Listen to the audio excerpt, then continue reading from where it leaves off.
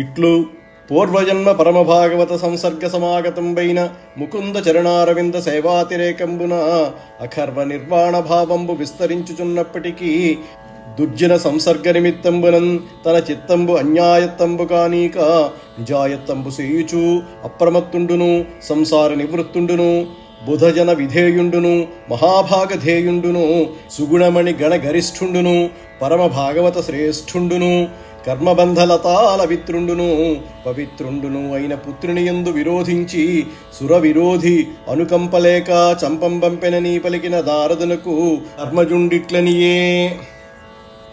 ప్రహ్లాదునికి పూర్వజన్మలో మహాభక్తులతో మంచి స్నేహం ఉండేది. ఆ పూర్వజన్మ వాసన వల్ల ఈ జన్మలో కూడా శ్రీహరి పాదార విందాల మీద భక్తి ఏర్పడింది.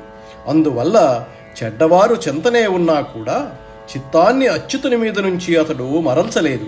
చాలా జాగ్రత్తగా సంసార బంధాలలో చిక్కుకోకుండా ఉండేవాడు. పెద్దలంటే గౌరవం ఉన్న గుణవంతుడు అతడు.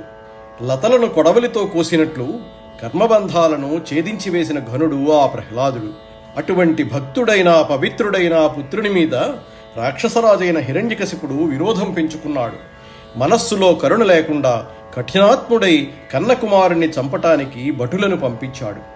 అలా పలికిన నారదుని చూచి ధర్మరాజు ఆశ్చర్యచకితుడై ఈ విధంగా అంటున్నాడు: పుత్రుల్ నేర్చిన నేరకున్న జనకుల్ పోషింతురెల్లప్పుడున్ మిత్రత్వంబున బుద్ధి చెప్పి దురితోన్మేషంబు వారింతురు ఏ శత్రుత్వంబు తలంపరు ఇట్టియడా ఆ సౌజన్య రత్నాకరున్ పుత్రున్ లోక పవిత్రున్ తండ్రి నిగులున్ పొందింప ఎట్లేర్చెనో.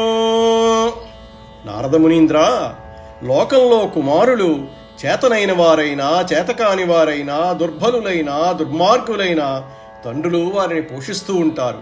మిత్రునిలాగా బుద్ధి చెప్పి మంచి మార్గంలోకి తీసుకురావడానికి ప్రయత్నిస్తారు. అంతేకాని కొడుకులతో ఎవరైనా శత్రుత్వం పెట్టుకుంటారా?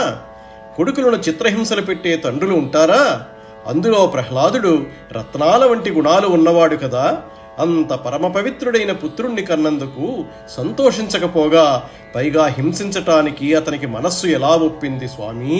అంతేకాక ఆ ప్రహ్లాదుడు బాలుడు, బుద్ధిమంతుడు, చూడ చక్కనివాడు, దయాశీలుడు, తామరపూల వంటి శ్రీహరి పాదాలనే మనస్సులో తలుచుకుంటూ ఉండేవాడు. అతడు గురుజనులకు తలవంచి నమస్కరించేవాడు. గొప్ప తేజస్సు కలవాడు, సజ్జనులచే సన్నుతింపబడేవాడు, కోరికలను జయించినవాడు కదా. అటువంటి సుపుత్రుణ్ణి కన్నా ఆ తండ్రి ఆలోచన